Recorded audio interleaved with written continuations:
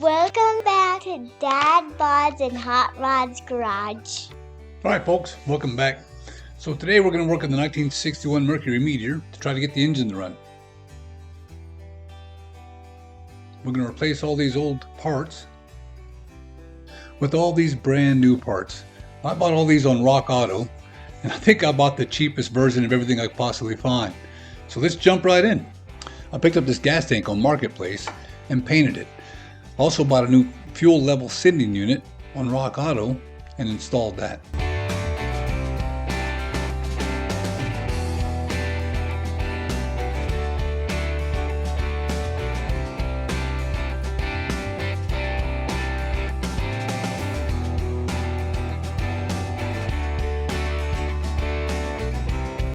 Next was to install the tank under the vehicle. We flushed out the old lines, installed new rubber lines, and a new filter to the carburetor, which we had freshly rebuilt.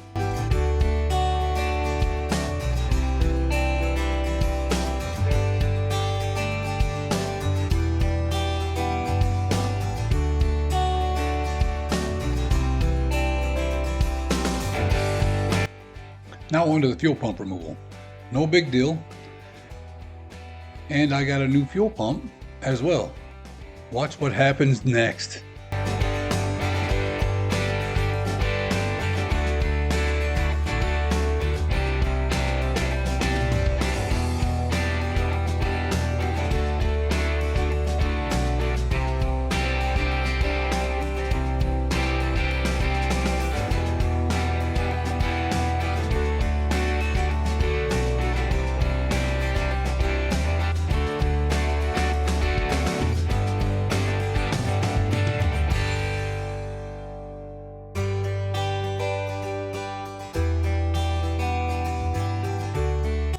For some reason, the new fuel pump would not bolt in.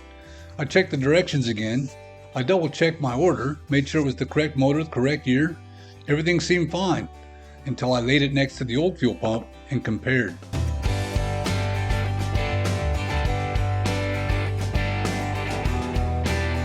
The arm of the new pump was not shaped like the old pump and was never going to work.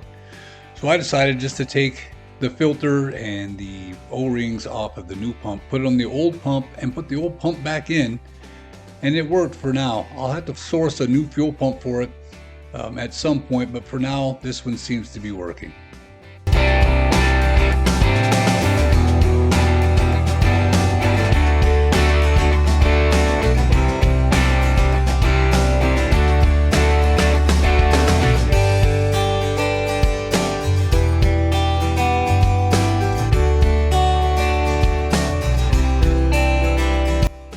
So by this point, we'd already changed the spark plugs, the wires, the cap, the rotor. We'd put in the new points. I'm just setting the adjustment on the points. I had lost some of that footage, but just so you know, we did replace the coil as well as all the other ignition components. All right, first start in 30 years, right? Sort of? It's just carburetor cleaner. Okay. How much do you want? Just say when, I guess. That's good. Well, hopefully.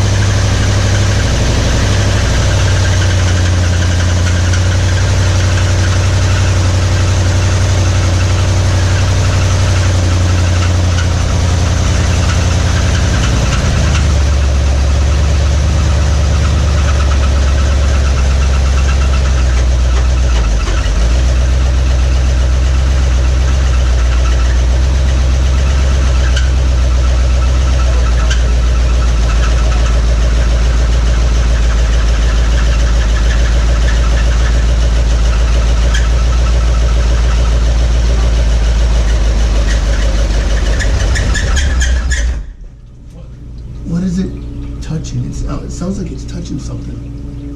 Belt touching something, or is it the flywheel? I don't know. But it sounds like it's up front. Do you not hear it? This will take a minute.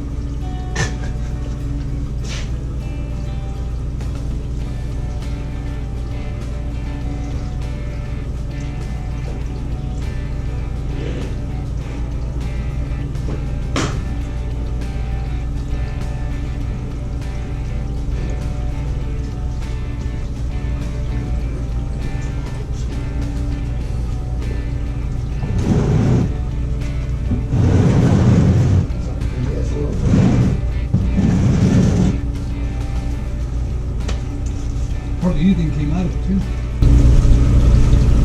Hopefully the oil pump is working.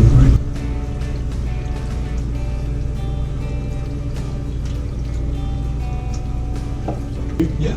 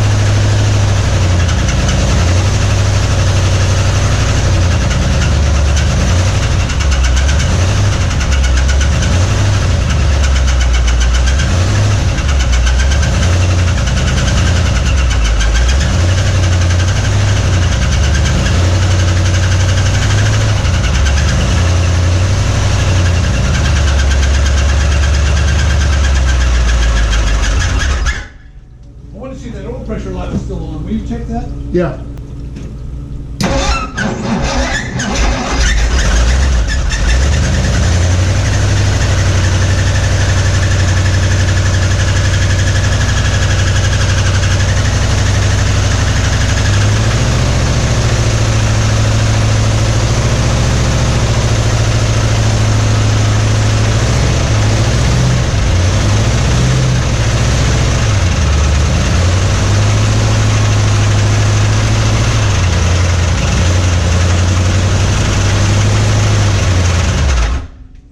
Pulse still on. Light still on? Mm-hmm. We're not getting any oil pressure. Do we need to pop the valve cover off to see if there's any oil on the top of it? Probably should. Right? Yeah. Yep. Yeah, so this was down in the oil pump, Mm-hmm. and the part that goes in here is missing. Great. We've lost the oil pump rod, so we have no oil pressure. The oil pump's not working, and wondering if it's even locked up. I'm gonna have to pull that all apart, the oil pan, timing cover, taking the whole front end of the motor back apart to find where that is. But yeah, it ran, but didn't have no oil pressure. I was like, what's all that noise? And it makes sense now. We found that the oil pump shaft under the distributor was broken. So I've ordered a new oil pump and timing chain set and all the gaskets to replace all of that today. So that's today's chore. Actually, some new valve cover gaskets, new milling oil pump.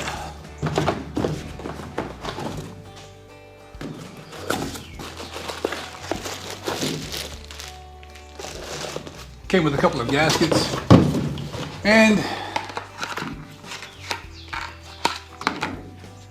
this was our failure. The oil pump shaft had broken off. So we got to take it apart and find out where the rest of that's at and still in the motor. And the timing chain gears.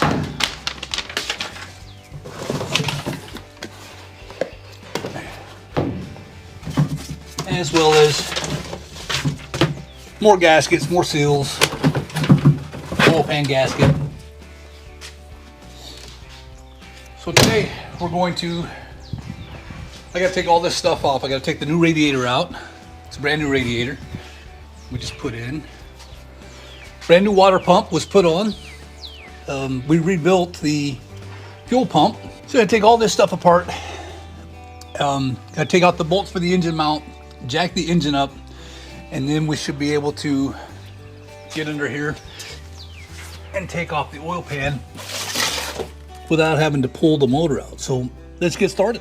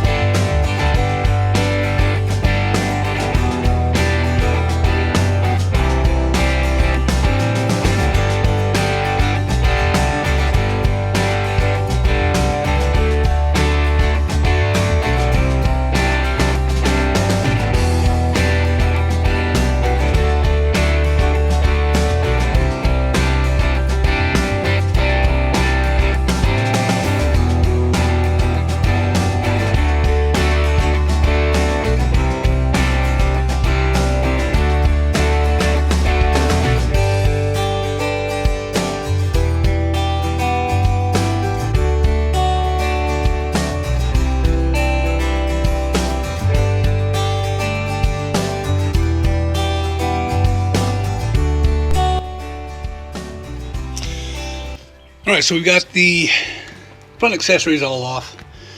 We got the mounts out. We got the engine setting up on 1-inch blocks, 1.5 inch 2x4s basically. So that should give us the clearance that we need to go ahead and take that oil pan off. See the clearance that it's giving us there from what we had before. I've already drained the oil, so I'm going to start knocking out all of these bolts and go ahead and pull this pan off. So I'll be back. All right, we got the pan off. I've never seen so many bolts in an oil pan. There's what? 1, 2, 3, 4, 5, 6, 7, 8, 9, 10, 11, 12, 13, 14, 15, 16, 17, 18, 19, 20 bolts that hold this pan on. Looking down in here, this is the oil pump assembly we got to replace. I'll have to clean all that stuff up, but look at that.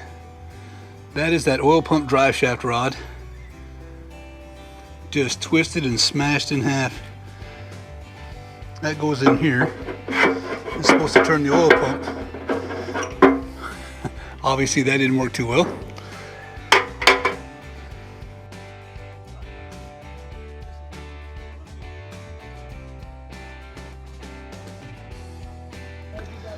So as you can see, I don't know if you can see very well in there, the light's kind of crappy, but anyways, when that oil pump shaft broke, they kept running the motor until it was completely dry, but the main bearing is toast. All right, so we took the number 1 bearings out, and as you can see, it's pretty burnt, discolored, but the material on the inside, it started to delaminate right here. It's really chewed up. So that's just further confirmation that the engine's going to have to come out and at least get new bearings. The pan is completely full of debris. It's thick. So yeah, will it run is a fail. The last episode, we applied MyScript Garage's Wi-Fi and clear coat application, and it turned out amazing. This is how it looks after about a week of drying. It's dry to the touch. It's really smooth. It's really bright. I mean, I couldn't be happier with the result. Thanks for joining us on Dad, Bods, and Hot Rods Garage, and we'll see you next time.